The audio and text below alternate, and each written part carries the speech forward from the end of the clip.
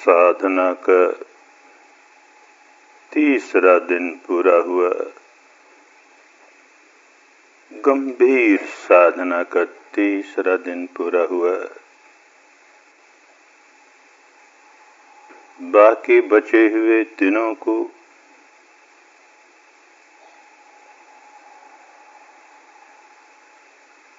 और अधिक गंभीरता के साथ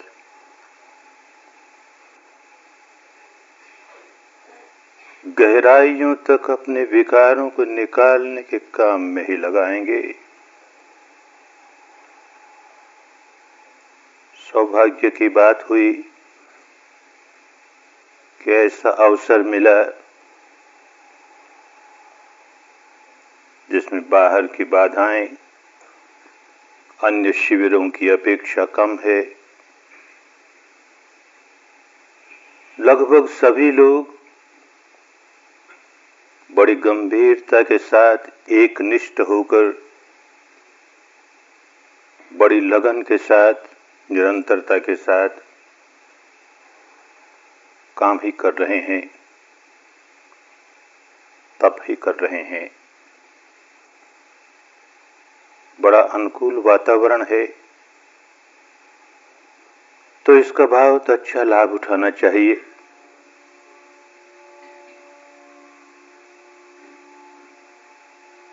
शील को एकदम स्वच्छ रखना है, त्रिविध शुद्ध हो, कहीं जरा सी भी कोई आंच नहीं आए। पांचों शील बिल्कुल निष्कलंक हों। यही तो आधार है, यही बुनियाद है जिस पर कि साधना का भवन निर्मित होगा, निर्मित हो रहा है। तो नींव कमजोर नहीं रह जाए, बुनियाद कमजोर नहीं रह जाए, बहुत सजग रहेंगे।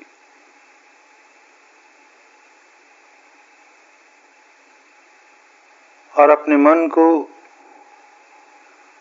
प्रसन्नता से भरे रखेंगे। काम करते हुए कठिनाइयां आती हैं,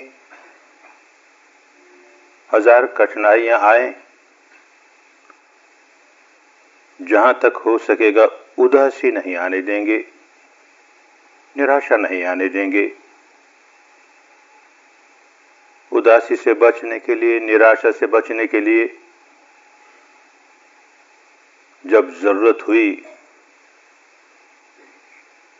तब थोड़ी देर ऐसा चिंतन मनन कर लेंगे, अरे ये तो मेरे लिए बड़े सौभाग्य की बात है, ऐसा कल्याणकारी अवसर, ऐसी तपस्या के अनुकूल सुविधाएं और ऐसी तपोभूमि में मैं अपने शील को शुद्ध रख रहा हूं। शील को शुद्ध कहीं रखे, वहीं फल मिलेगा। लेकिन ऐसी किसी स्थान पर शील को शुद्ध रखता है तो फल बड़ा महान हो जाता है, फल बहुत उत्तम हो जाता है। जैसे दुष्कर्म का फल जहां कहीं करे अकुशल ही होगा, हानिकारक ही होगा, कष्टदायी ही होगा। पर स्थान भेद से उसकी मात्रा कम या अधिक, और किसी स्थान पर भी कोई व्यक्ति अपने पांचों शील तोड़ता है, अकुशल कर्म करता है, तो उनकी वजह से उसे कष्ट भोगना ही पड़ता है। पर ऐसी किसी पावन पवित्र भूमि पर कोई व्यक्ति अपने शीलों को दूषित करता है, हत्या करता है कि चोरी करता है कि व्यभिचार करता है, ब्रह्मचर्य तोड़ता है कि झूठ बोलता है कि नशे पते का सेवन करता है, तो उसका वही दुष्कर्म कई गुना बढ़ जाता है और उसका दुष्फल भी कई गुना बढ़ जाता है। ये कोई अंधविश्वास से मानने की बात नहीं है, किसी सांप्रदायिक परंपरा की मान्यता है इसलिए मानने की बात नहीं है। कुदरत का कानून ऐसा है। हम अच्छा काम या बुरा काम जो करते हैं, अच्छे काम से भला किसका हो रहा है? अपना तो होता ही है, पर तत्काल किसका भला हो रहा है?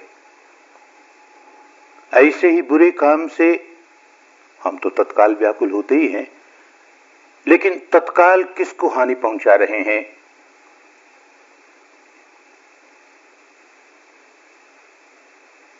इस मापदंड से प्रकृति मापती है।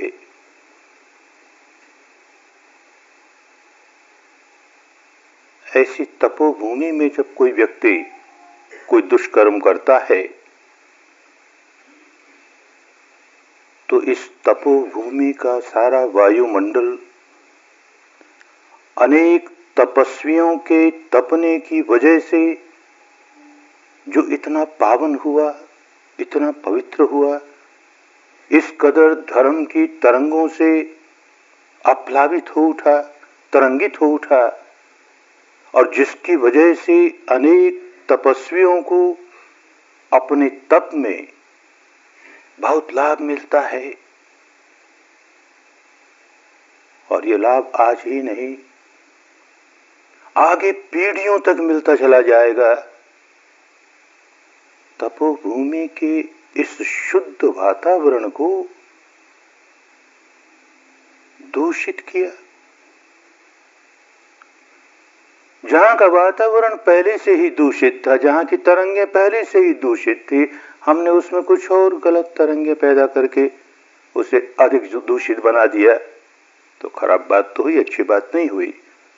पर जहां की तरंगे बिल्कुल पावन हो, पवित्र हो, उसे हमने दूषित किया, तो कितने लोगों की हानि की और किस प्रकार की हानि। ऐसे लोग जो जन्म मरण के चक्कर से छूटने का काम कर रहे हैं, भव भव के बंधनों से छूटने का काम कर रहे हैं, उनके मार्ग में बाधा पैदा की, तो उसका प्रतिफल बहुत तेज होता है। ठीक इसी प्रकार कुशल कर्म कहीं करें, अच्छी तरंगे कहीं पैदा करें, उसका फल मिलेगा ही, अच्छा ही फल मिलेगा। प्रकृति का नियम है। लेकिन कुशल कर्म ऐसी तपोभूमि में किया जाए, अच्छी तरंगे ऐसी तपोभूमि में प्रजनन करें कि वहां के शुद्ध वातावरण को जरा सा और सहारा मिला। धर्म के सागर में भले 2-4 बूंदे ही हमने डाली, पर पवित्रता की ही डाली, तो वातावरण और अधिक पावन हुआ। अब जो तप रहे हैं उनके कल्याण में हम सहायक हो गए। भविष्य में पीढ़ियों तक जो तपने आएंगे उनके कल्याण में हम सहायक हो गए, तो हमारे पुण्य का फल महाफलदायक हुआ। बीज तो अपना फल देता ही है। कड़वा बीज कड़वा फल देगा, मीठा बीज मीठा फल देगा। लेकिन कैसी धरती पर? उपजाऊ धरती हो, उर्वरा धरती हो तो बीज वही है, फल बहुत बड़ा आएगा, बहुत अधिक आएगा। तो मन को इस मोद से भरना चाहिए कि शील पालन करने का अवसर मुझे ऐसी तपोभूमि में मिला, ऐसी शुद्ध वातावरण में मैं कुशल कर्म कर रहा हूं, शील का पालन कर रहा हूं, तो चित्त में दूषित तरंगे नहीं पैदा करता। तो इस तपोभूमि के वातावरण में मैं भी अपना योगदान दे रहा हूं, इसके पावन बनने में मैं भी अपना योगदान दे रहा हूं। इस चिंतन मात्र से जब देखें कोई तूफान आया है, काम ठीक से नहीं हो रहा, तो इस तरह का कुशल चिंतन थोड़ी देर के लिए, अरे ऐसी भूमि पर तपने आया हूं, ऐसी भूमि पर तप रहा हूं और अपने शील को इतना स्वच्छ रख रहा हूं, तीनों प्रकार से शुद्ध रख रहा हूं, तो मां फलदायी, मेरा बड़ा भाग्य है, मुझे ऐसा अवसर मिला। तो देखिएगा दुगने उत्साह से काम करने लगा, चित्त प्रसन्न हुआ, उदासियां नजदीक नहीं आई। मन सच्चे प्रसन्नेन भासति वा करोति वा, प्रसन्न चित्त से। अब मन प्रसन्न हुआ, निर्मल हुआ, तो जो काम करेगा तत्तो सुखमन वेति छाया वैयन पायिनी। तो ऐसे सुख पीछे लग जाएगा जैसे हमारी छाया हमारे पीछे लग गई। चित्त को उदास करेंगे, मैला करेंगे तो दुख पीछे लग जाएगा।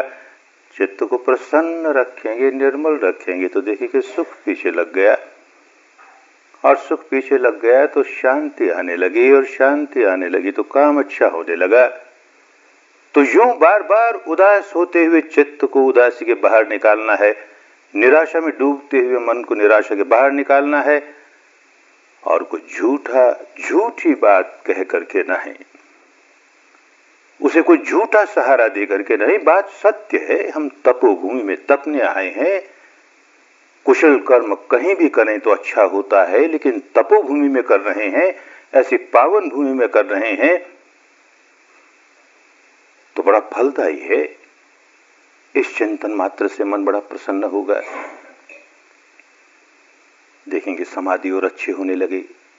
मन व्याकुल होता है तो समाधि अच्छी नहीं होती।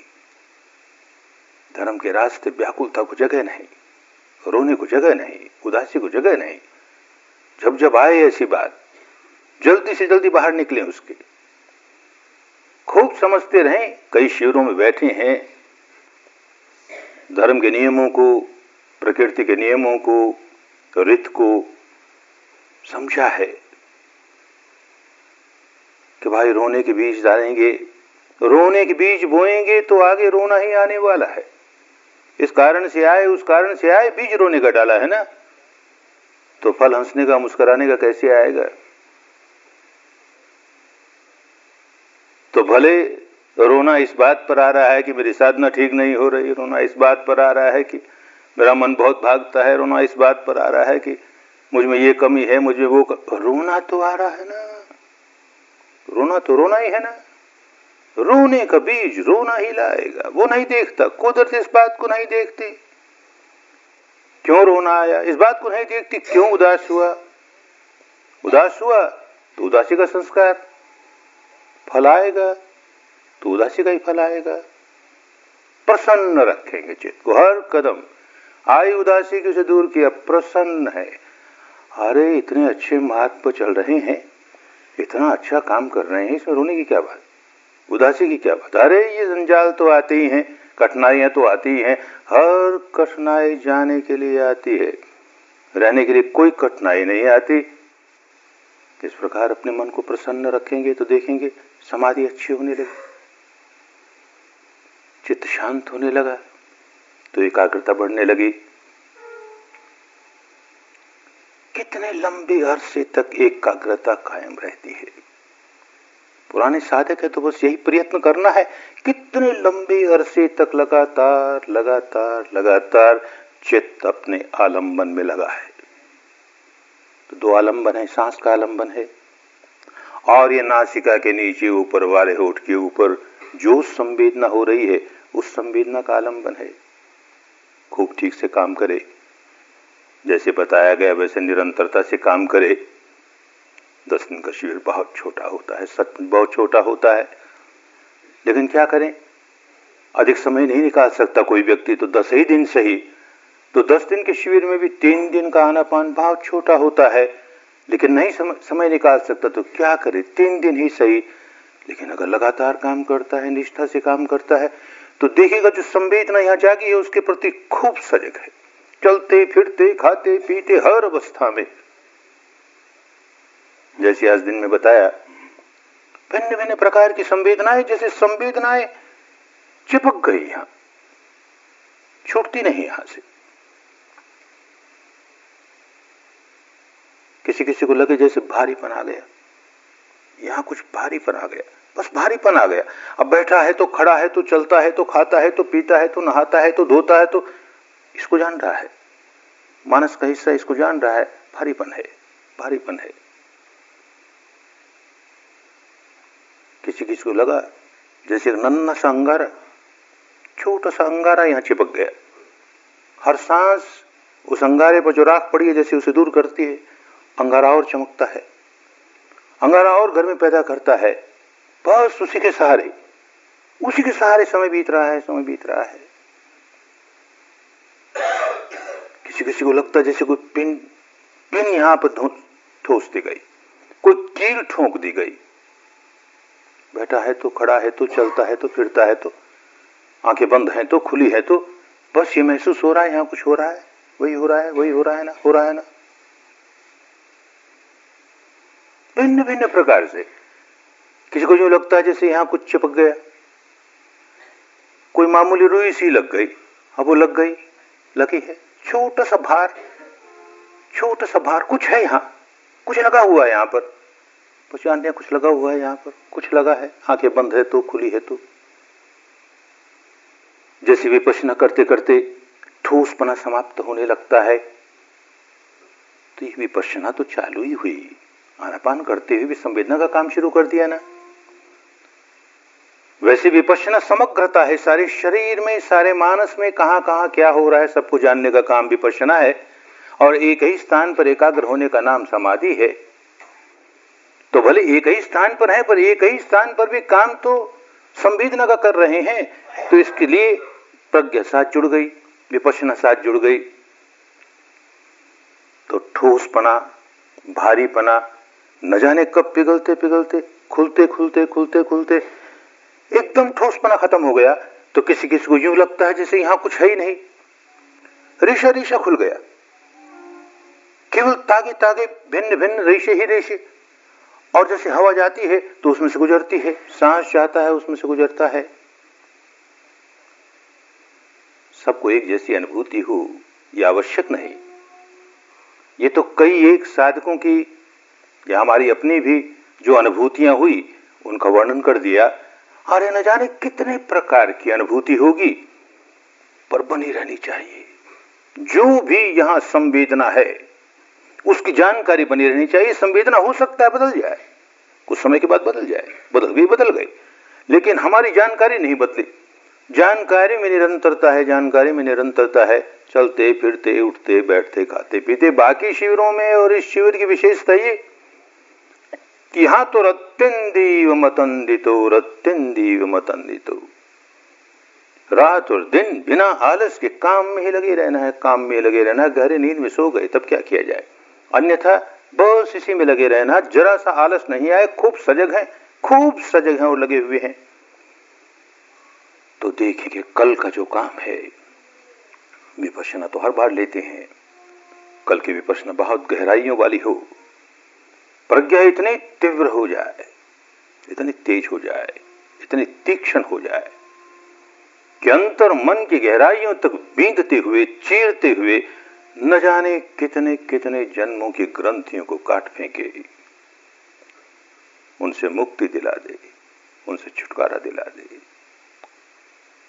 इसीलिए तो शील का पालन कर रहे हैं, इसीलिए तो समाधि को पुष्ट कर रहे हैं कि प्रज्ञा खूब तेज हो, खूब तेज हो। कोई निमित्त प्रकट हुआ, चित्त एकाग्र हुआ, कोई निमित्त प्रकट हुआ, कोई रूप, कोई रंग, कोई रोशनी, कोई चित्र, कोई आकृति, वो हमारे आलंबन का, हमारे ध्यान का आलंबन नहीं है, बिल्कुल नहीं, लेकिन प्रकट हुआ तो आरंभ तो करते हैं निमित्त। निमित्त माने आलंबन। ये जो सांस, यही हमारा परिकम्म निमित्त, हमारे पराक्रम करने का निमित्त। सांस के सहारे हमने काम शुरू किया, इसकी वजह से उग्गह निमित्त को जागा। कोई निमित्त बंद आंखों के सामने आया, रोशनी आई, रंग आया, आकृति आई, जो आया, अब वो कितनी देर टिकता है? आया और झट चला गया, आया और झट चला गया। रुका तो कितनी देर रुका? जितने लंबे अरसे तक रुका, मन हमारा यहां लगा हुआ है, जो निमित्त आया वो टिका है, तो समाधि उतनी ही ज्यादा गहरी हुई जा रही है, उतनी ही ज्यादा गहरी हुई जा रही है।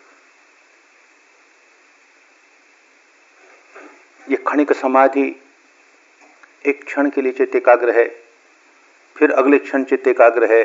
क्षणिक समाधि, क्षणिक समाधि, एक एक क्षण की समाधि हमें विपश्यना की ओर ले जाने के लिए पर्याप्त है। अब तक यही करते आए, ऐसे करते करते संवेदना जाग गई, सारे शरीर में संवेदना आने लगी, प्रज्ञा जाग गई, विपश्यना का काम करने लगे। कोई निमित्त नहीं भी आया सामने, तो ये जो संवेदना आई यही निमित्त बन गया। ये भी निमित्त है, चित्त की एकाग्रता का एक आलंबन प्रकट हुआ, हमारे शरीर पर संवेदना महसूस होने लगी, यह भी एक निमित्त है। इसी के सहारे हमारी विपश्यना शुरू हुई। ये लंबे अरसे तक बना रहता है, चाहे ये निमित्त है, चाहे बंद आंखों के सामने जो निमित्त आया, लंबे अरसों तक रहेगा, खूब लंबे अरसों तक रहेगा, घंटों तक रहेगा। चित्त घंटों तक कोई विचार नहीं आने पाए तो होते होते होते अपने आलंबन में अर्पित हो जाएगा। उसे अर्पणा समाधि कहते हैं। प्रथम ध्यान की अर्पणा समाधि, 8 ध्यान है, पहले ध्यान में समाहित हो गया, लेकिन अनिवार्य नहीं।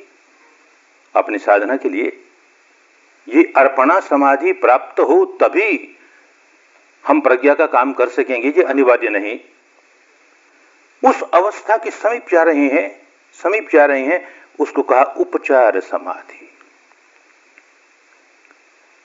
उसके निकट जा रहे हैं। तो ये जो एकाग्रता है, कितने लंबे अरसे तक, भले घंटों तक नहीं रह पाई तो भी, ऐसा भी नहीं है कि 1 आध मिनट में चली गई, 2-4 मिनट में चली गई, कुछ लंबे अरसों तक रहने लगी।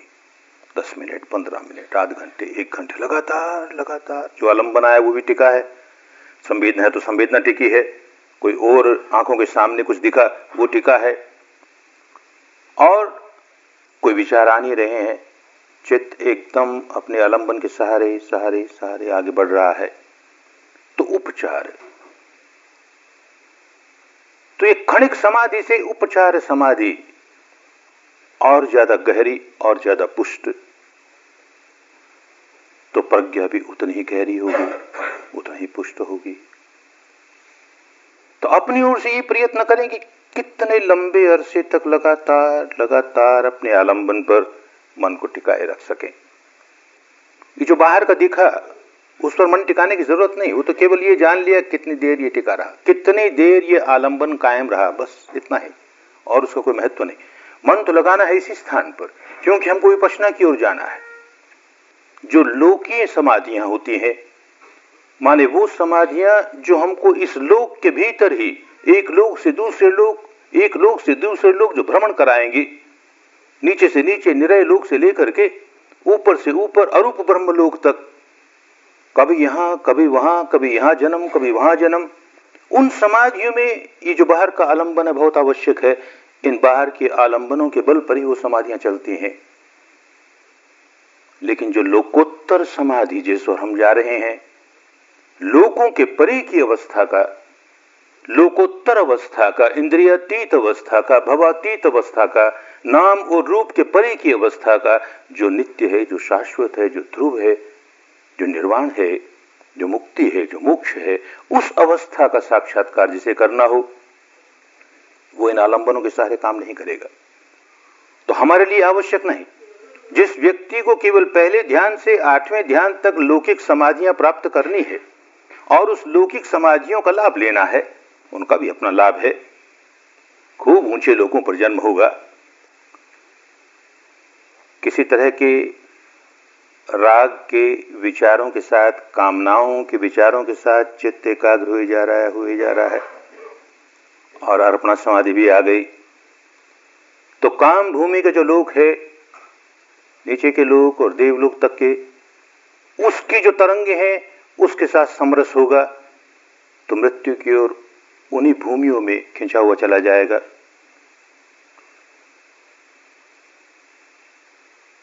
काम राग की का चिंतन नहीं है।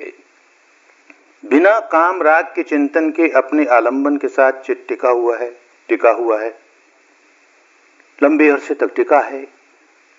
तो पहले ध्यान से लेकर के चौथे ध्यान तक की जितनी अवस्थाएं हैं वो रूप ब्रह्म लोक की ओर खींच के ले जाएंगी, क्योंकि तरंगे उस लोक की तरंगों के साथ समरस होंगी। मृत्यु के क्षण वही तरंग जागेगी और उस लोक की ओर अपनी ओर जैसे चुंबक खिंच जाता है वैसे खिंच जाएंगे। 5वें ध्यान से लेकर के 8वें ध्यान तक की जो तरंगे होंगी वो अरूप ब्रह्म लोक से जाकर समरस हो जाएंगी। लेकिन अपने भीतर गहराइयों तक जो हमने विकार इकट्ठे कर रखे हैं वो तो दबे रह गए। तो भले इन सारे देवलोकों में, रूप ब्रह्मलोकों में, अरूप ब्रह्मलोकों में बड़ा समय बिताया, बड़ी शांति से, बड़े आनंद से, पर वो तो विकार अभी हैं।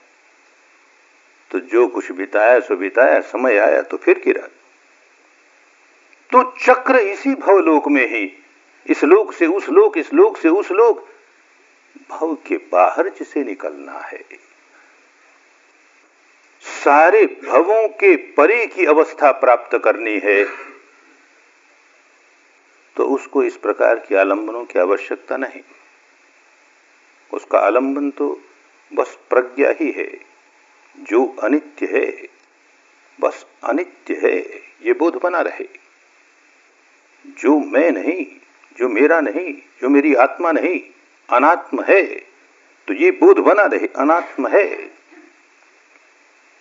और ये चित्त और शरीर का प्रपंच दुख है, इंद्रिय जगत का सारा प्रपंच दुख है, दुख है, ये बोध बना रहे, अनुभूतियों के स्तर पर बोध बना रहे, तो जड़ों से विकार निकलते चले जाएंगे, जड़ों से विकार निकलते चले जाएंगे और उस अवस्था पर पहुंचेंगे जो शरीर और चित्त के परे की अवस्था है। तो वो लोकोत्तर समाधियां होंगी। हमको हमारा सारा लक्ष्य, हमारी सारी साधना लोकोत्तर की ओर जाने के लिए। इसीलिए कहते हैं कि बंद आंखों के सामने ऐसा कोई रूप आ जाए, कोई आकृति आ जाए, कोई रंग आ जाए, कोई रोशनी आ जाए, उसे आलंबन नहीं बनाना। उसी आलंबन बना करके हम आठों ध्यान में जा सकते हैं। प्रकाश आया तो आगे जाकर के ऐसा चित्त पर अधिकार हो जाएगा कि उस प्रकाश के साथ खेल खेलने लगेंगे। बहुत दूर में फैला हुआ प्रकाश, उसे छोटा करते करते करते एक नन्हा सा बिंदु बना लिया। रंग आया, उसे छोटा करते करते करते करते अपने मनोबल से छोटा सा बिंदु बना लिया। जो सिर में जूं होती है उसका जो अंडा कितना छोटा,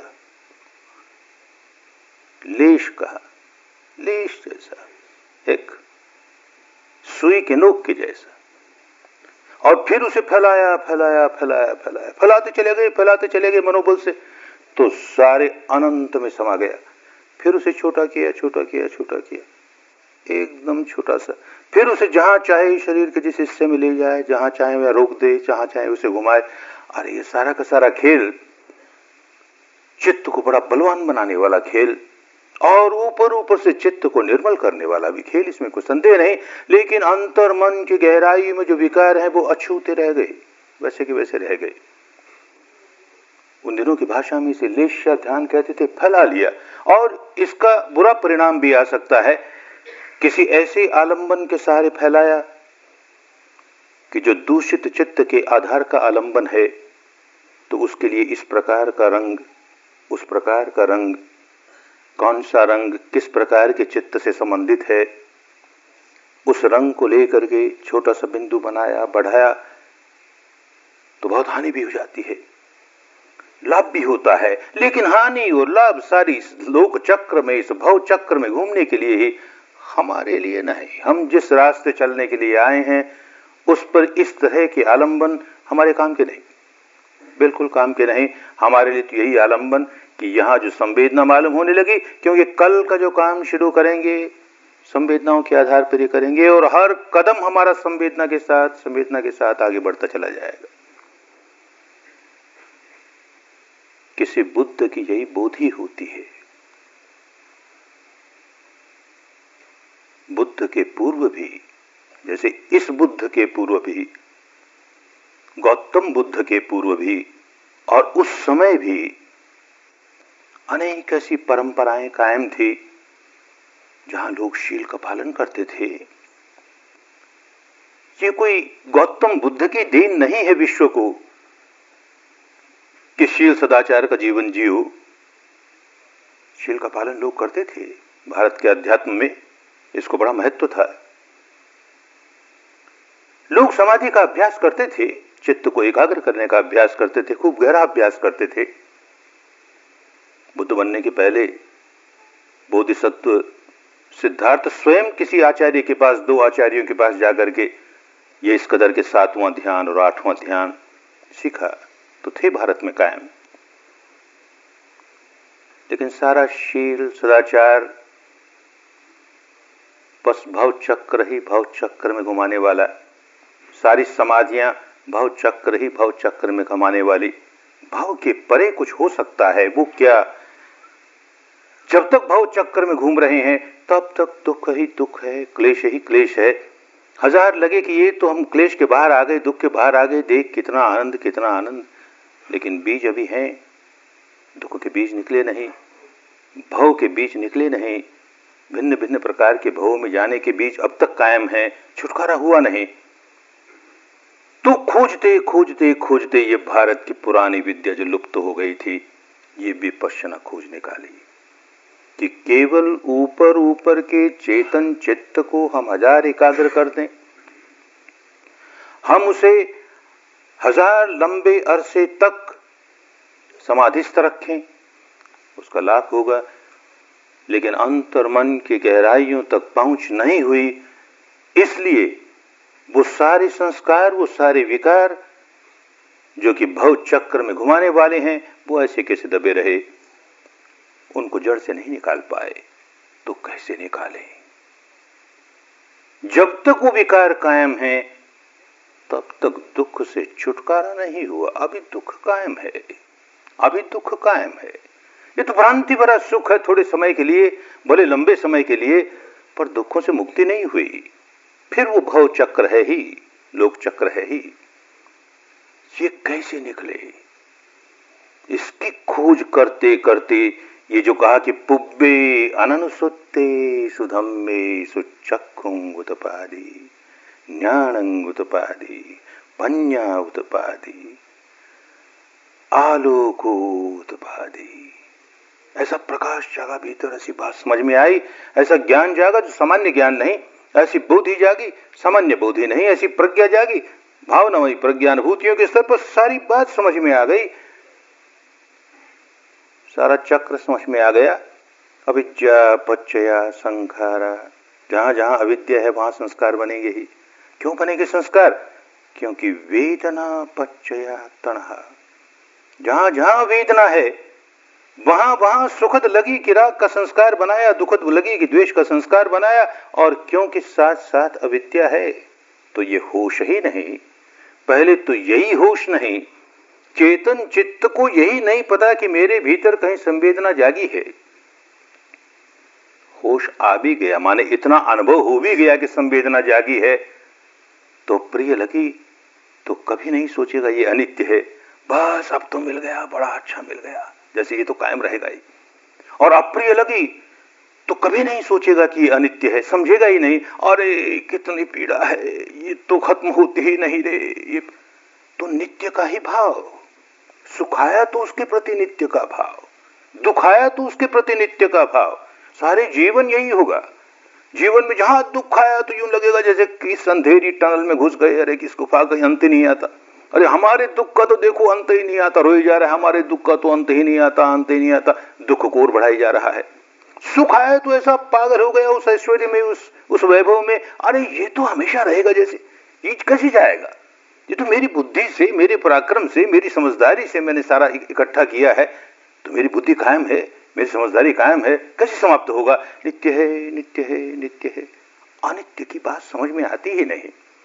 और कहीं ऊपर ऊपर से किसी ऐसी धर्म सभा में गए, किसी गुरु महाराज का, किसी पंडित का, किसी मुनि का, किसी का प्रवचन सुना, सारा संसार अनित्य है, भंगुर है, तो ऊपर ऊपर से हाँ सब अनित्य है, भंगुर है, सब अनित्य है, भंगुर है। मैं तो नित्य हूं, एक भवलापन रहेगा भीतर, मैं तो नित्य हूं। क्योंकि किसी ने कान में एक बात ये कह दी कि तू क्या है, आखिर तू आत्मा ही है ना, और आत्मा तो नित्य है। अरे शरीर बदलता रहता है, तू रहेगा कायम। बहुत प्रिय लगी ये बात। सबसे बड़ी आसक्ति तो इस मैं के प्रति, सारी आसक्तियां इसके बाद आती हैं। पहली आसक्ति मैं कायम रहूं, तो जिजीविषा, मरूं तो भी फिर जन्मूं, मरूं तो भी फिर जन्मूं, खत्म ना हो जाऊं कहीं, मेरा ये चक्र खत्म ना हो जाए कहीं, मैं तो कायम रहूं ही, मैं तो कायम रहूं ही। अरे कैसे भाव के बाहर निकले रे, बात ही नहीं समझ में आई। ये अविद्या सही दिशा में सोचने ही नहीं देगी, सही दिशा में समझने ही नहीं देगी, सही दिशा में काम ही नहीं करने देगी, कैसे बाहर निकलेगा। तो बुद्ध की बुद्धि इसी बात में जागती है कि कैसे ये भव चक्र चल रहा है। और भव चक्र चलने का बिंदु पकड़ में आ गया कि एक ओर तो अविद्या है, होश ही नहीं है, और दूसरी ओर संवेदना जागती है तो तृष्णा पैदा करता है, राग की तृष्णा या द्वेष की तृष्णा। सुखद संवेदना जागी तो राग की तृष्णा, दुखद संवेदना जागी तो द्वेष की तृष्णा। माने सुखद को कायम रखने की तृष्णा, दुखद को दूर करने की तृष्णा, तृष्णा ही तृष्णा। तो भाव चक्र ही भाव चक्र, भाव चक्र ही भाव चक्र। जैसी जैसी तृष्णा बढ़ती है वैसी वैसी आसक्ति बनी जाती है, जैसे जैसे आसक्ति बनी जाती है वैसे वैसे संस्कार गहरा पत्थर के लकीर वाला बने जाता है, जैसे जैसे पत्थर के लकीर वाला बना जाता है। हर भाव एक जाति का कारण होता है, एक जन्म का कारण होता है। सारी बात समझ में आ गई। तो वही बिंदु पकड़ में आ गया कि जिस बिंदु से भव चक्र चलता है उसी बिंदु से भव चक्र तोड़ा जाता है। जिस बिंदु से दुख चक्र चलता है उसी बिंदु से धर्म चक्र चलाया जा सकता है। तो संवेदना के आधार पर ही चक्र चलता है दुख का। हर संवेदना तृष्णा पैदा करवाती है, राग की या द्वेष की। अब हर संवेदना प्रज्ञा पैदा करवाए। संवेदना आए कि अनित्य है, संवेदना आए कि अनित्य है, और जो अनित्य है वो मैं नहीं, वो मेरा नहीं, वो मेरी आत्मा नहीं। जो अनित्य है वो दुख का ही कारण है, वो सही सुख का कारण हो नहीं सकता। बस ये समझ बनी रही, अनित्यता के आधार पर ये समझ बनी रही तो नए संस्कार बने नहीं। भूले चूके बने भी तो पानी के लकीर जैसे बन के रह गए, और जरा भूल हो गई बालू के लकीर जैसे बन के रह गए, पत्थर के लकीर जैसे बनने ही नहीं दिया। रास्ता मिल गया, बाहर निकलने का रास्ता मिल गया। इसलिए सारी साधना में शील हमको समाधि की उस अवस्था तक तो पहुंचा ही दे कि जहां हमको संवेदना महसूस होनी शुरू हो जाए। ये संवेदना को जानने की मन की शक्ति माने वो समाधि जो हमको संवेदना को जानने लायक बना रही है, वो हमको इस अवस्था तक पहुंचा दे कि जहां इन संवेदनाओं का अनित्य बोध हमारे होश में जागने लगे। अनित्य है, अनित्य। तो शील समाधि के लिए, समाधि प्रज्ञा के लिए रास्ता बिल्कुल अपनी ठीक दिशा में जा रहा है, कहीं इधर उधर भटके नहीं। शील का पालन करे तो लाभ तो होगा ही। शील का अपना लाभ है, हम सत्कर्म करते हैं, दुष्कर्म नहीं करते हैं, उसका अपना लाभ है। लेकिन वो लाभ अगर केवल इस भव चक्र में घुमाने के लिए ही हुआ तो उतना बड़ा लाभ नहीं हुआ जो कि होना चाहिए। समाधि करेगा, चित्त को एकाग्र करेगा, भले ऊपर ऊपर से निर्मल कर रहा है, निर्मल करेगा तो लाभ तो हुआ ही, पर वो लाभ नहीं हुआ जो हमको इस भव चक्र से बाहर निकालने वाला हो। तो सारी बात जब समझ में आई तो शील ऐसी समाधि की ओर ले जाने के लिए कि जो हमें भव चक्र के बाहर निकाले, समाधि ऐसी प्रज्ञा को जगाने के लिए जो हमें भव चक्र के बाहर निकाले, और ये सारा का सारा अष्टांगिक मार्ग इसीलिए प्रकाश में आया। बात समझ में आई, करके देखा ना, बुद्धि विलास की बात नहीं। 4-5 शिविरों में से गुजर चुके हैं, अनेक हैं जो उससे ज्यादा शिविरों में से गुजर चुके हैं, तो सारे मार्ग को समझा है। लेकिन फिर भी एक बार और दोहरा लें, क्या मार्ग है, क्या ये आर्य अष्टांगिक मार्ग है, कैसे आर्य बनता है। आर्य वो कि जिसको निर्वाण की अनुभूति हो गई। जब तक निर्वाण का साक्षात्कार नहीं हुआ, कितना ही मार्ग पर क्यों नहीं है, मुक्ति के मार्ग पर ही है, लेकिन अभी आर्य नहीं है अनार्य ही। दो तरह के अनार्य, एक तो कल्याण अनार्य, अनार्य है पर कल्याण के रास्ते है, चल रहा है, कभी आर्य बन ही जाएगा। और एक ऐसा अनार्य है जो मूढ़ है, ऐसा मूढ़ है कि रास्ता ही नहीं मिला उसे, तो उसके आर्य होने की कुछ संभावना ही नहीं।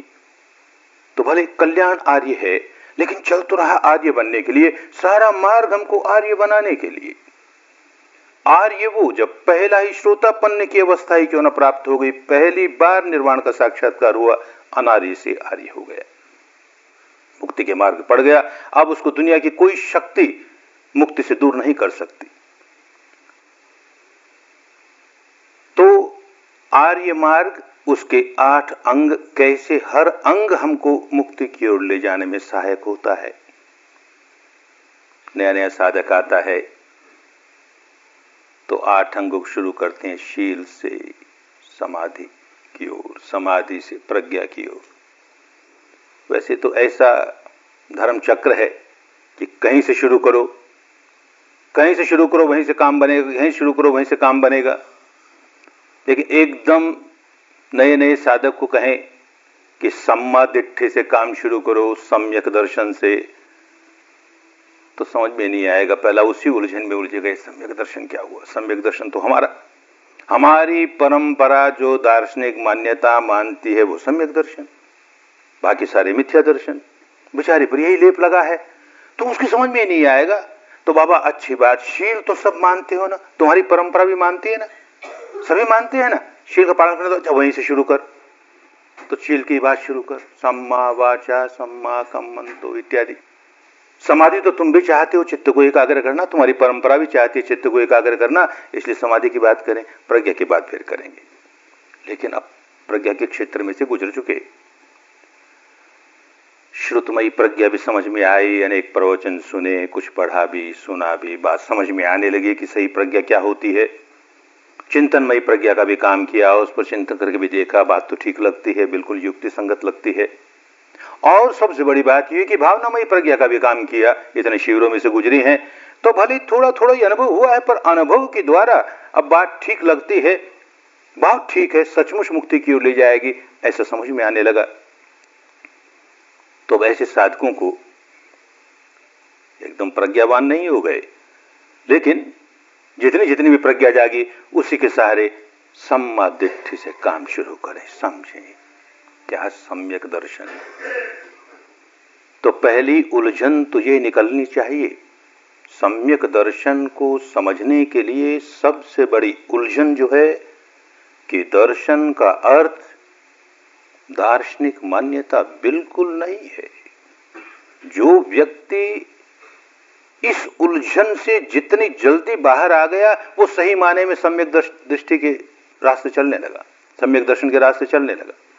और जो व्यक्ति जब तक अपनी परंपरागत, अपनी सांप्रदायिक दार्शनिक मान्यताओं को सम्यक दर्शन मानता है, तब तक उलझा है, समझ में नहीं आती, उसकी बात ही नहीं समझ में आती। सम्यक दर्शन ये कि जो हमारा सम्यक ज्ञान जगाए। क्या सम्यक ज्ञान? सम्यक ज्ञान वो जो सम्यक विमुक्ति दिलाए। विमुक्ति नहीं दिलाता है तो ज्ञान किस काम का? अरे ज्ञान का तो कोई अंत नहीं, बुद्धि वाले ज्ञान का क्या अंत है? न जाने कितने विषय इस सारे संसार में भरे पड़े। किसी एक विषय को लेकर आदमी खोज करनी शुरू कर दे तो जितना जितना उस विषय का ज्ञान होगा उतना उतना ज्ञेय और आगे बढ़ता चला जाएगा। अरे इतना तो और जानना रह गया। उस ज्ञेय को आगे ज्ञान से बढ़ाएगा तो और ज्ञेय सामने खड़ा हो जाएगा। जैसे तृष्णा समाप्त नहीं होती, ऐसी ज्ञान समाप्त नहीं होता। एक विषय का भी कहाँ अंत? अरे सारे ब्रह्मांड में चक्कर लगाते फिरेंगे। अब तक तो चंद्रमा तक गए हैं, इसके आगे वहां जाएंगे, वहां का क्या है, वहां की क्या स्थिति है, करते चले जाएं। जन्म पर जन्म बिताते चले जाएंगे, अंत नहीं। और उससे मिलेगा क्या? सम्यक ज्ञान वो जो हमें विमुक्ति की ओर ले जाए, सही माने में हमारी विमुक्त करा दे, तो सम्यक ज्ञान हुआ। और सम्यक ज्ञान, सम्यक दर्शन से ही अनुभूतियों द्वारा जो सच्चाई समझ में आए तो हमारे अंदर सम्यक ज्ञान पैदा करेगी और वो सम्यक ज्ञान हमको सम्यक विमुक्ति की ओर ले जाएगा। अनुभूतियों द्वारा क्या बात समझ में आए। तो अब इतने शिविर कर लिए, बातें तो बहुत है, अनुभूति पर भी बहुत तरह की बातें उठती हैं, उतरती हैं। लेकिन मुख्य बात ये कि देख भाई, दुख है ना, दुख है ना, सच्चाई है। इस दुख को दृष्टा भाव से देखते हुए दुख की सच्चाई को जानने लगा तो दुख का सही कारण उजागर होने लगा। जब तक दुख को साक्षी भाव से, प्रज्ञा के भाव से नहीं देख पाता, तब तक तो दुख का कारण और बाहरी बाहरी बातें, अरे उसने ऐसा कह दिया इसलिए मैं दुखी हो गया, उसने ऐसा कर दिया इसलिए मैं दुखी हो गया, ये देख अनचाही बात हो गई ना इसलिए मैं दुखी हो गया, देखो मनचाही नहीं होना इसलिए दुखी हो गया, तो कैसे अनचाही को मनचाही में बदल लूं, कैसे मनचाही को कायम रख लूं, कैसे दुनिया के सारे लोगों को बदल लूं, कोई ऐसा काम नहीं करे जो मुझको अप्रिय लगे। इसी में सारा जीवन बिता देगा, क्योंकि कारण नहीं समझ में आया। मैं क्यों दुखी होता हूं ये बात नहीं समझ में आई। सही प्रज्ञा जागने लगी तो ये बात समझ में आई कि अरे मेरे भीतर जो विकार जागते हैं ना, और विकारों की जड़ कहां? कि बेहोशी में राग करता हूं, बेहोशी में द्वेष पैदा करता हूं, तृष्णा पैदा करता हूं। तृष्णा में दोनों आ गए, राग भी आया, द्वेष भी आया। और बेहोश है, मोह में है। मोह का मतलब उसे पता ही नहीं क्या हो रहा है, भीतर भीतर कर क्या रहा हूं यही होश नहीं है उसे। तो ऐसा व्यक्ति राग जगाया ही जाएगा, द्वेष जगाया ही जाएगा। अब समझ में आने लगा कि जो जो राग जगाता हूं मेरे लिए दुख का ही कारण है, जो जो द्वेष जगाता हूं मेरे लिए दुख का ही कारण है। और जितने विकार मन में जागते हैं वो सारे के सारे इस राग और द्वेष के ही संतान हैं। जड़ तो राग और द्वेष, राग और द्वेष, ये तृष्णा। तो अब गहराई से बात समझ में आने लगी, दुख है और दुख का कारण है। और बात ये समझ में आने लगी कि संसार में जो कुछ कारणों से होता है वो कारण दूर हो जाए तो उसका होना बंद हो जाएगा।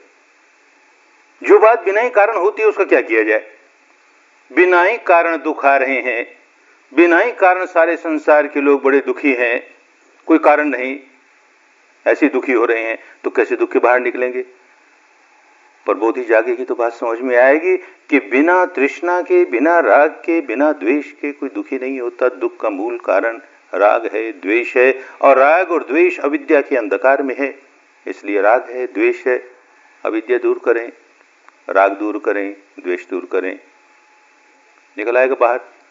जो बात कारणों से होती है, कारण दूर किया, अपने आप उसका निवारण हो गया। तो कारण दुख का जो है उसे दूर करने के लिए कोई तरीका होना चाहिए, कोई विधि होनी चाहिए।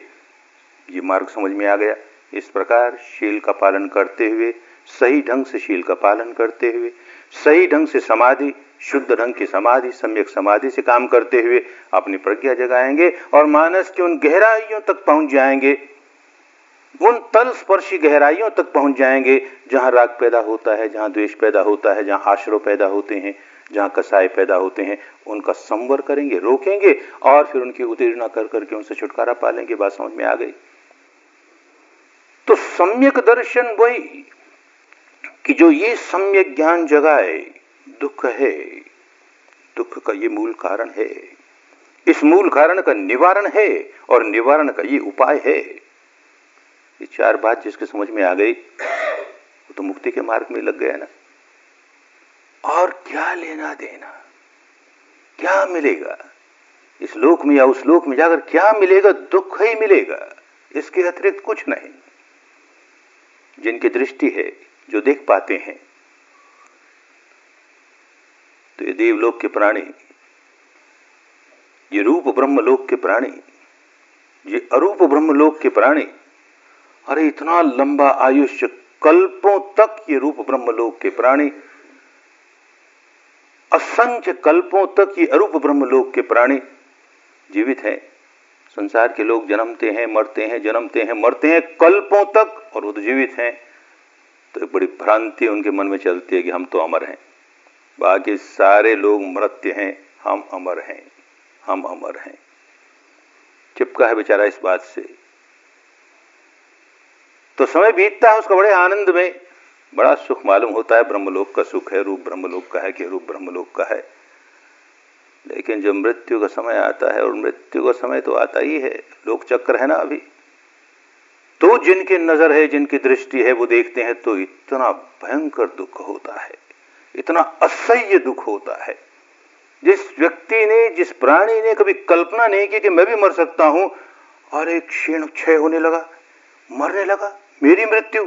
और मृत्यु तो कहां, ऐसे नीचे लोगों की ओर, क्योंकि बाकी सारे तो कर्म, जो सत्कर्म थे भुगत लिए, अब जो दुष्कर्म थे दबे हुए, खींच के कहां ले जा रहे हैं।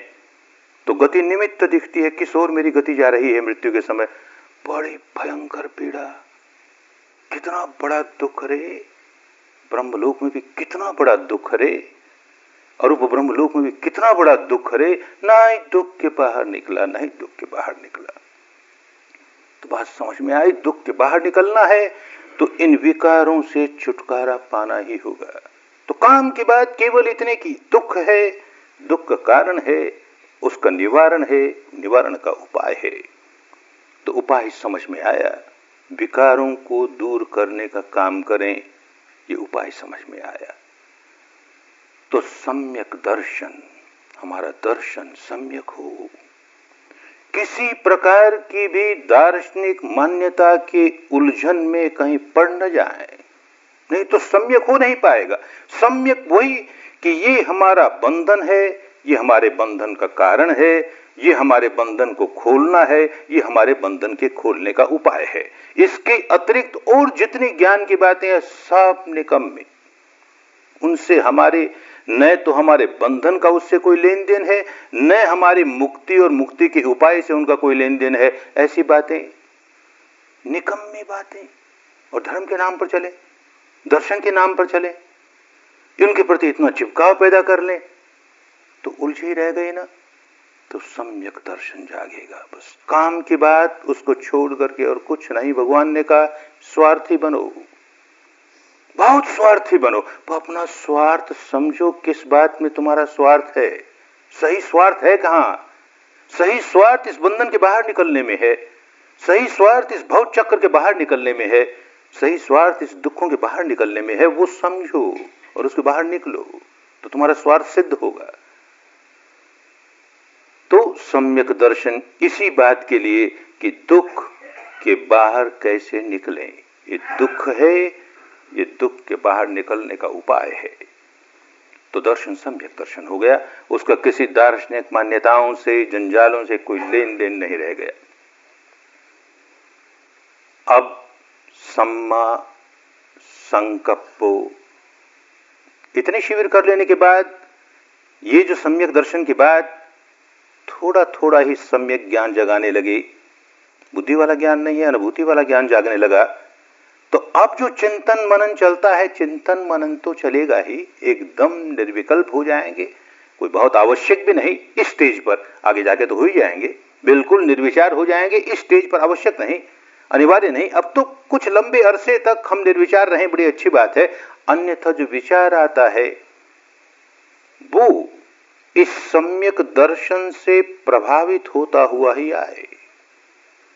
जो संकल्प विकल्प मन में चलता है उस पर इस सम्यक दर्शन का प्रभाव हो, राग जगाने वाला ही, काम राग जगाने वाला ही संकल्प चल रहा है तो गलत रास्ते ले जाएगा। मिथ्या संकल्प है, सम्यक संकल्प नहीं है, गलत संकल्प है।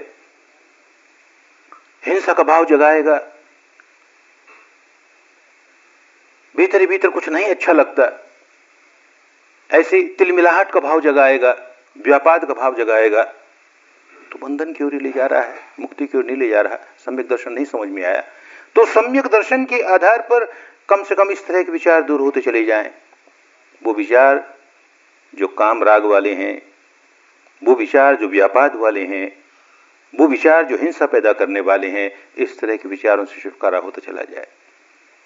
संकल्प होने लगा, संकल्प सम्यक होने लगा, विचार सम्यक होने लगे, विचार आए धर्म के आए, जरा सा उपद्रव उठाए मन में तो धर्म का ही चिंतन कि अरे चित्त को निर्मल करना है भाई, इसे मैला नहीं होने देना है, मैला होगा तो बंधन बढ़ेगा, तो इसको मैल से बाहर निकालना है, तो इस तरह का गलत चिंतन नहीं होना चाहिए, यूं सही रास्ते पे ले आएगा, गलत चिंतन को सम्यक चिंतन बना लेगा।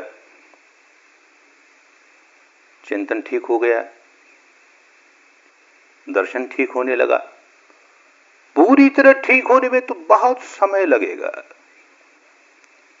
दर्शन के जो 4 अंग हैं कि ये दुख है, ये दुख का सही कारण है, मूल कारण है, और ये दुख का निवारण है, और ये निवारण का उपाय है। चारों जब परफेक्ट हो जाएंगे तब सही माने में मुक्त हुआ, अन्यथा नहीं हुआ। और पहला ही परफेक्ट हो जाएगा तो तीनों उसके पीछे पीछे अपने आप हो जाएंगे। दुख है, इसका परिज्ञान करना है, तो आगे जाके समझेंगे ये परिज्ञान क्या होता है। परिज्ञान माने दुख की जितनी भूमि है सारी भूमि देख ली, मतलब दुख का जितनी भूमि है सारे लोगों की भूमि है, सब दुख की ही भूमि है, उसका सबका ज्ञान कर लिया, अनुभूतियों के स्तर पर ज्ञान कर लिया, तो परिज्ञान हो गया दुख का। दुख के बारे में अब कुछ अनजाना नहीं, दुख के बारे में सब कुछ जान गया। तो दुख का सारा क्षेत्र जिसने जाना वो तभी कह सकेगा कि मैंने दुख का सारा क्षेत्र जान लिया, जबकि दुख के परे की अवस्था का अनुभव कर लिया, तब जानेगा। नहीं तो कौन जाने इसके आगे भी दुख हो, कौन जाने इसके आगे की भूमि में भी दुख हो। वो इस अवस्था पर पहुंच गया कि जहां पर दुख का नामो निशान नहीं है, तो ऐसी निर्वाणिक अवस्था पर पहुंच करके जब बाहर आएगा तो कहेगा सारे दुख का परिज्ञान हो गया, सारा क्षेत्र दुख का मैंने देख लिया, अपनी अनुभूतियों के स्तर पर देख लिया। तो बाकी 3 भी अपने आप पूरे हो गए, तब तो उस अवस्था पर पहुंचा, नहीं तो कैसे पहुंचेगा। दुख का पूरा पूरा ज्ञान होने में अभी देर लगेगी, लेकिन शुरू तो हुआ कि देख विकार जागते हैं और मैं व्याकुल हो जाता हूं, विकार जागते हैं व्याकुल हो जाता हूं, राग जागता है तो समता खो देता हूं, द्वेष जागता है तो समता खो देता हूं, और जब जब समता खोता हूं तब तब व्याकुल हो जाता हूं। ये बात आरंभ तो हुई, समझ में तो आने लगी, शुरू तो हुई बात। तो संकल्प अपने आप जरा जरा ठीक होने लगा, शिव संकल्प होने लगा, सम्यक संकल्प होने लगा। अब इसके बाद जो शील है, शील का पालन तो पहले भी करता है, अब सम्यक दर्शन जागने लगा तो शील के पालन में भी अंतर आ गया। शील तो शील ही है, सम्मा वाचा, वाणी से कोई ऐसा काम नहीं करेंगे जो दूषित हो। सम्मा कम्मंतो, शरीर से कोई ऐसा काम नहीं करेंगे जो दूषित हो। झूठ नहीं बोलेंगे वाणी से, कड़वी बात नहीं बोलेंगे, कटु बात नहीं बोलेंगे, परनिंदा की बात नहीं बोलेंगे, चुगली की बात नहीं बोलेंगे, निकम्मी निरर्थक फजूल बात कह करके अपना समय दूसरे का समय नहीं खराब करेंगे। पहले भी करते थे इस तरह, शील पालन का प्रयत्न पहले भी करते थे, अब भी करते हैं, अंतर आ गया। हत्या नहीं करेंगे, चोरी नहीं करेंगे, व्यभिचार नहीं करेंगे, नशा पता नहीं करेंगे। पहले भी आदमी प्रयत्न करता था कि इस तरह का शारीरिक दुष्चरित्र मेरे लिए हानिकारक नहीं करना चाहिए, वाचिक दुष्चरित्र मेरे लिए हानिकारक नहीं करना चाहिए। सम्यक दर्शन से बात बदलने लगी। शील क्यों पालन करें? क्योंकि हमारे परंपरा के महापुरुष ने कहा है शीलवान बनो, सदाचारी बनो, और उनकी वाणी पर हमें बड़ी श्रद्धा है, इसलिए हम शील का पालन कर रहे हैं। तो अच्छा तो है, शील का पालन करेगा। महापुरुषों ने ठीक ही कहा, शास्त्रों ने भी ठीक ही कहा, श्रुत ज्ञान है, सुना है और वो अच्छा लगा, इसलिए उसका पालन कर रहे हैं। लेकिन पालन का वो लाभ नहीं मिला जो लाभ मिलना चाहिए। भव चक्र वाला लाभ तो मिला, लेकिन भव चक्र के बाहर जाने वाला लाभ नहीं मिला। एक कदम आगे बढ़ता है, क्यों शील का पालन करना चाहिए? तो जरा बुद्धि लगाता है, चिंतन करता है, बात समझ में आती है कि भाई मनुष्य एक सामाजिक प्राणी है, उसे समाज में रहना है, परिवार में रहना है। परिवार छोड़कर कोई सन्यासी हो गया, कोई भिक्षुणी हो गई, तो भी समाज से तो उसका संपर्क है ही।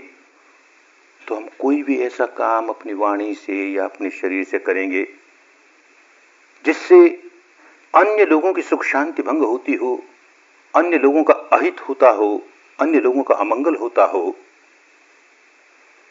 तो हम सारे वातावरण को अशांति से भर देंगे। हमारे चारों ओर का सारा वातावरण बेचैनी से भर जाएगा। हमको चैन कैसे मिलेगा? बेचैनियों के वातावरण में रहने वाला व्यक्ति चैन कैसे महसूस करेगा? अशांति के वातावरण में रहने वाला व्यक्ति शांति कैसे महसूस करेगा? सारी व्यवस्था ही बिगाड़ देंगे तो हमें स्वयं को कैसे शांति मिलेगी? इस समझदारी के साथ शील का पालन करना चाहिए भाई। मनुष्य सामाजिक प्राणी है, उसे समाज की सुख शांति की व्यवस्था को कायम रखने में अपना सहयोग देना चाहिए। ये बात समझ में आएगी।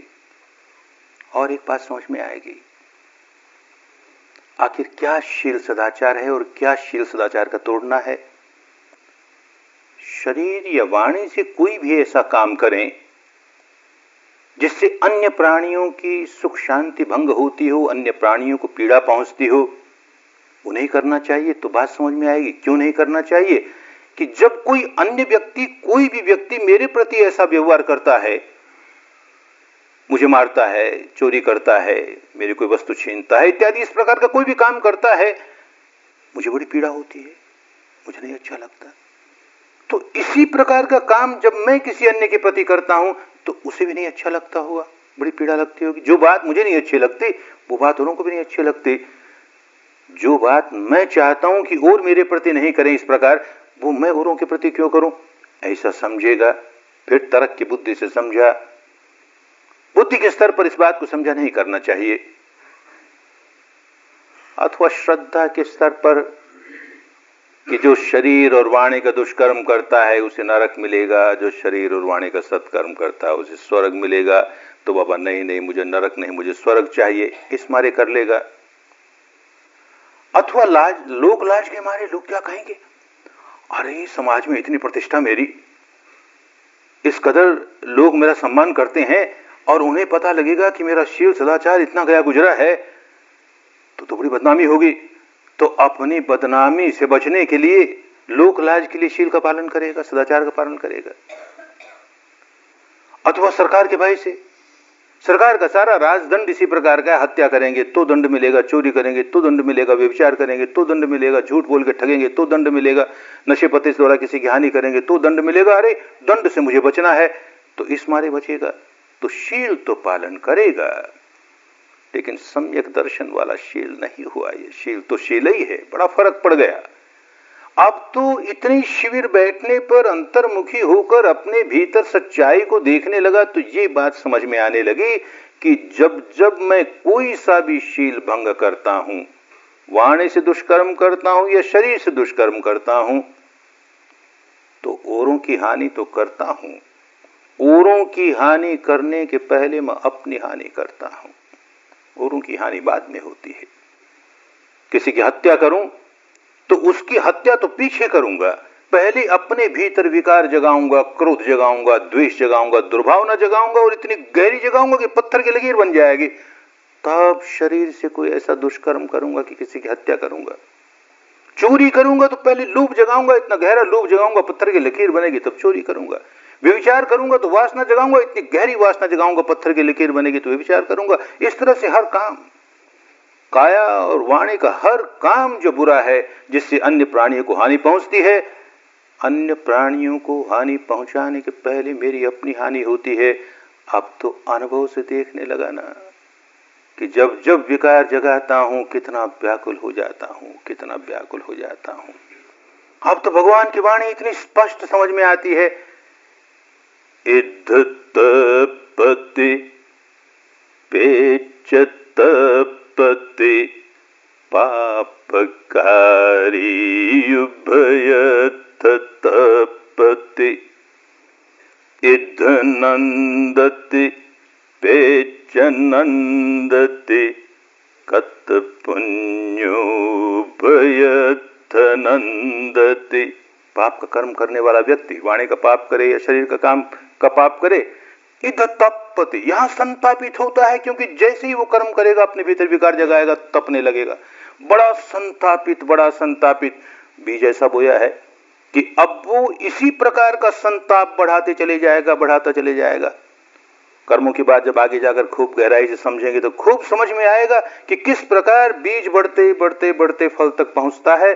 फल तक पहुंचने की जितनी उसकी यात्रा है, वो सारी की सारी अगर ताप वाला बीज है, संताप वाला बीज है, तो संताप ही बढ़ाते बढ़ाते बढ़ाते परम संताप का फल देगा। इसी तरह से सुख देने वाला बीज है, तो सुख बढ़ाते बढ़ाते बढ़ाते परम सुख का बीज देगा, फल देगा। समझ में आने लगेगा।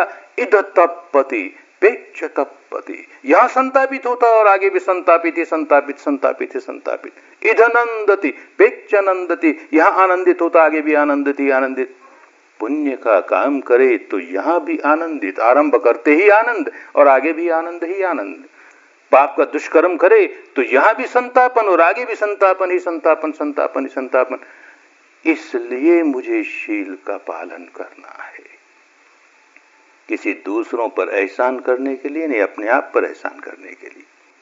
मैं हत्या नहीं करूंगा तो केवल इसीलिए नहीं करूंगा कि अन्य प्राणियों को हानि पहुंचती है, मुझे अन्य प्राणियों को हानि नहीं पहुंचानी। अरे मुझे अपने आप को हानि नहीं पहुंचानी भाई। हत्या करते ही मैंने अपनी हानि कर ली। मैं अपनी हानि नहीं बर्दाश्त कर सकता, मुझको अपनी हानि नहीं करनी है। ये प्रज्ञा जागने लगी, ये होश जागने लगा और अनुभूतियों के बल पर जागने लगा। तो ये सम्यक दर्शन अब काम आने लगा। वो सम्यक दर्शन हमारे शील को ऐसा शील बनाता है कि सजगता के साथ शीलवान होते हैं कि शील का हर तोड़ना, हर शील का तोड़ना हमारे लिए संताप पैदा करने वाला है, अब भी और भविष्य में भी। इसलिए हम शीलों का पालन करते हैं। तो ये सारे के सारे शील का क्षेत्र सम्मा वाचा, सम्मा कम्मंतो, सम्मा आजीवो, आजीविका ऐसी हो। वही बात, क्षेत्र वही है कि ऐसा कोई काम नहीं करें जिससे अन्य प्राणियों की सुख शांति भंग हो, अन्य प्राणियों का अहित हो। और वो इसलिए नहीं करें कि उसमें हमारा भी अहित साथ साथ है, बल्कि पहले है। आरंभ हमारे अहित से होता है, हम आरंभ भी हो गए, अनारंभ भी नहीं हुए। ये बात को समझ में आने लगेगी तो आजीविका के बारे में बात समझ में आने लगेगी। इस तरह की आजीविका जो हमारे घर तो धन लेकर आती है, और हम भले इस बात के मोद में रहें कि देखो हम तो बड़े शीलवान हैं, हम कभी अपना शील नहीं तोड़ते, पांचों शीलों का बहुत अच्छी तरह पालन करते हैं, लेकिन हमारे घर जो धन आता है, हमारी आजीविका विधि से जो कुछ होता है, आजीविका से जो हमें प्राप्त होता है, लाभ होता है, वो अन्य लोगों को प्रोत्साहित करता है कि वो अपना शील भंग करें, तो औरों की हानि करने लगे। तो ऐसे लोभ में पागल हो गए कि हमारे इस लोभ की पूर्ति के लिए ये नहीं सोचते, इतने अंधे हो गए कि इससे औरों की देख कितनी बड़ी हानि होने लगी। कोई शराब का व्यापार करना शुरू कर दे, अरे तो जो लेके जाएगा वो अपनी हानि ही करेगा। शस्त्रों का व्यापार शुरू कर दे, जो लेके जाएगा अपनी हानि करेगा। इस प्रकार कोई भी ऐसा व्यवसाय करे, ऐसा कोई भी काम करे जिससे अन्य व्यक्ति गलत रास्ते जाकर के अपना शील सदाचार तोड़े, तो हम जिम्मेदार हो गए उसके। और कोई ऐसा विकार जागा, कोई लोभ जागा बहुत बड़ा, तब ऐसा काम करेंगे, नहीं तो क्यों करेंगे, बचेंगे उससे। तो आजीविका सम्यक, जो हमारा अन्नदाता है, जिसकी वजह से हमारे पास धन आता है और जो हमारी आजीविका बनता है, उसको धोखा नहीं देंगे। तो जो व्यापार करता है उसके लिए अन्नदाता उसका ग्राहक है, ग्राहक को धोखा नहीं देंगे, उसकी वजह से हमारे घर धन आता है। तो ना क्वालिटी में ना क्वांटिटी में, किसी तरह से हमारे माल में ग्राहक को धोखा नहीं देंगे।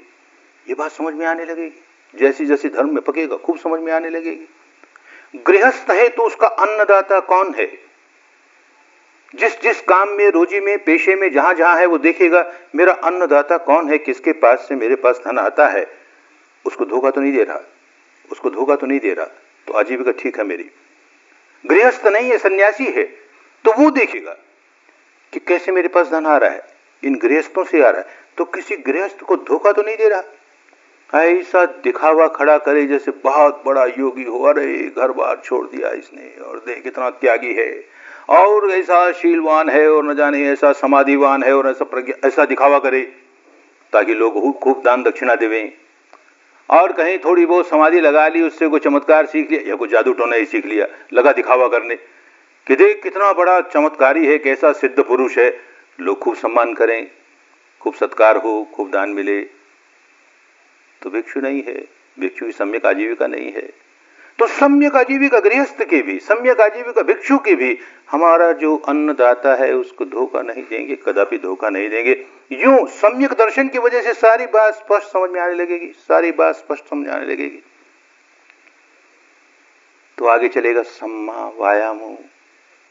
अब व्यायाम करना है, क्या व्यायाम करना? सम्यक दर्शन साथ लगा है ना, आरंभ सम्यक दर्शन से हुआ, तो खूब समझेगा क्या व्यायाम करेंगे, क्या प्रयत्न करेंगे, क्या परिश्रम करेंगे, क्या पुरुषार्थ करेंगे कि जो जो खोट है हमारे भीतर वो दूर करें, और जो जो अच्छाई है हमारे भीतर उसको बढ़ाएं। तो जो जो हमारे भीतर खोट है, पहला काम उसका संवर करें, रोकें, अब बढ़ने न पाए। जो कुछ बुराई है सो है, लेकिन बढ़ने न पाए तो संवर करें। और दूसरा काम उसका प्रहाण करें, संवर करें, फिर प्रहाण करें, माने उसको निकाल निकाल के, परत पर परत उतार उतार करके छुटकारा पाएं उससे। तो व्यायाम सम्यक व्यायाम हो रहा है, ठीक व्यायाम जो मुक्ति की ओर ले जाएगा। बहुत व्यायाम होते हैं, बहुत प्रयत्न होते हैं, बहुत परिश्रम होते हैं, बहुत पराक्रम होते हैं जो भव चक्र में ही चक्कर लगवाएंगे, लेकिन वो व्यायाम, वो प्रयत्न जो हमें भव चक्र के बाहर निकाले, तो जितने विकार हैं भीतर उनको रोकें, उन पर संवर करें, रोक लगा दें और उखाड़ना शुरू कर दें। उनकी उदीर्णा निर्जरा, उदीर्णा निर्जरा। जो अच्छाइयां हैं, जो कुछ अकुशल है उसे रोक लगा के बाहर करें, दूर करें, और जो कुछ कुशल है, अच्छा है, उसकी सुरक्षा करें, उसकी सुरक्षा करें और उसकी भावना करें, बढ़ता जाए, भवित होता जाए, बार बार बार बार कुशल चित्त बार बार बार बार भवित होते होते होते परिपूर्ण हो जाए। बस यही सम्यक व्यायाम है, यही परिश्रम, यही पुरुषार्थ हमारे कल्याण की बात है। सम्मा सती, सजग रहना है, तो अब तो खूब समझ में आ गया किसके बारे में सजग रहना है, किस बात के लिए सजग रहना है। काये कायानुपस्सी विहरति, काया की क्या सच्चाई है इसके प्रति सजग रहना है। वेदना सुवेदना अनुपस्सी विहरति, इस काया पर क्या प्रकट हो रहा है, कैसी संवेदना हो रही है, इसके प्रति सजग रहना है। चित्ते चित्तानुपस्सी विहरति, चित्त के प्रति सजग रहना है। और धम्मे सुधम्मानुपस्सी विहरति, इन चार को छोड़ करके और किस पर सजग रहेंगे? क्या मिलेगा और किसी बात पर सजग रह करके हमको? हमारे दुखों का कारण तो यहां समाया हुआ इस काया में, इस चित्त में, इन दोनों के मिले जुले प्रपंच में। किस प्रकार राग बनाए जा रहे हैं, द्वेष बनाए जा रहे हैं, राग बनाए जा रहे हैं, उससे कैसे बाहर आए? तो सती सम्मा सती स्मृति, सम्यक स्मृति होने लगी। किसी कल्पना का ध्यान नहीं कर रहे, किसी का सुमरन नहीं कर रहे, क्या मिल जाएगा? उस सुमरन से हमें क्या मिल जाएगा?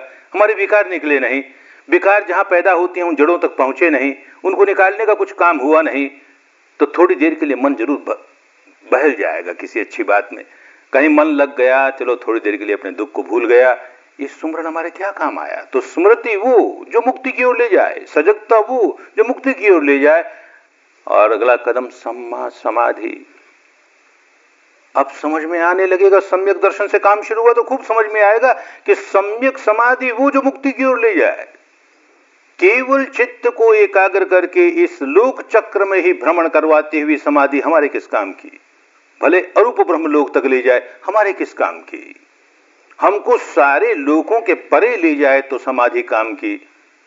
तो अब जो समाधि होगी उसमें आतापि संपजानो सतीम, संपजन्य और सती साथ जुड़ जाएगी। तो समाधि तो अब भी होंगी, पहला ध्यान होगा, दूसरा ध्यान होगा, तीसरा ध्यान होगा, चौथा ध्यान होगा, बात बदल गई। अब तो संपजन्य के साथ, प्रज्ञा के साथ समाधि हो रही है। तो जड़ों से विकारों को निकालते हुए एक लोक से दूसरे लोक, उससे ऊंचे लोक, उससे ऊंचे लोक और लोकों के परे निकल गया, बाहर निकल जाएगा। वापस गिरने की जरूरत नहीं, गिरेगा नहीं। वापस गिरने के जो बीज थे वो निकालते हुए आगे बढ़ रहा है। एक लोक से, निरय लोक से, अपाय गति से, अधोगति से एक कदम ऊपर आया है तो अधोगति के सारे संस्कार निकाल कर आया है। जड़ें निकल गई, अब उस ओर जाने के लिए कोई संस्कार बचा नहीं और वैसा संस्कार बन नहीं पाएगा। इसी तरह से काम भूमि से रूप ब्रह्मलोक की ओर गया तो काम भूमि के सारे विकार निकाल करके वहां पहुंचा। अब फिर काम भूमि में आएगा नहीं, रूप ब्रह्मलोक के सारे विकार निकाल करके आगे जाएगा। रास्ता मिल गया। नीचे के विकारों को निकालते निकालते निकालते सारे विकारों को निकालने का रास्ता मिल गया। विसंखार गतं चित्तं, चित्त सारे संस्कारों से विहीन हो गया, एक भव संस्कार बचा नहीं, तो मुक्त अवस्था पर पहुंच गया। तो समाधि अब सामान्य समाधि नहीं है, अब ये लौकिक समाधि नहीं है, अब ये लोकोत्तर समाधि। तो सारी की सारी बात बदल गई। सम्यक दर्शन से काम शुरू किया है। पुराने साधक हैं तो खूब समझेंगे, नए नए के समझ में नहीं आएगी बात, उलझा रहेगा। तो अच्छा बाबा शील से शुरू कर, अच्छा बाबा तू लोकीय समाधि समझता है वैसा ही समझ, पर कर इस आलंबन के सहारे। यूं करते करते प्रज्ञा जागने लगेगी, होश खुलने लगेगा, बात समझ में आने लगेगी। आप जब जब काम करेगा तब तब सम्यक दर्शन के साथ करेगा। ये सारा कुछ क्यों कर रहा हूं, हर कदम इस रास्ते पर क्यों चल रहा हूं, ये रास्ता कैसा है, कहां तक पहुंचा देगा, खूब समझ समझ कर आगे बढ़ेगा। जो दिन बचे हैं खूब समझ समझ कर आगे बढ़ने के लिए हैं। केवल रास्ता ही समझ में आ जाए बुद्धि के स्तर पर और उसी से खुशियां मनाने लगे कि खूब समझ में आ गया, अरे रास्ता अब तो क्या कहना, आज तो इतनी रास्ता समझ में आया अच्छी तरह से, और चले नहीं एक कदम भी, तो समझा हुआ हमारे क्या काम आया। समझा हुआ रास्ता हमारे मन में प्रेरणा जगाए कि अब भाई चलना है, कदम कदम चलना है, मुक्त अवस्था तक पहुंचना ही है। और इस रास्ते जाएंगे तो मुक्ति के लिए राग पैदा करने की जरूरत नहीं, आसक्ति पैदा करने की जरूरत नहीं, हर कदम अपने आप मुक्ति की ओर ले जाएगा। सारा रास्ता माप लेंगे, अपने आप मुक्त अवस्था पर पहुंच गए, उसके लिए व्याकुल होने की जरूरत नहीं। कदम कदम कदम कदम आगे बढ़ते ही चले जाएंगे।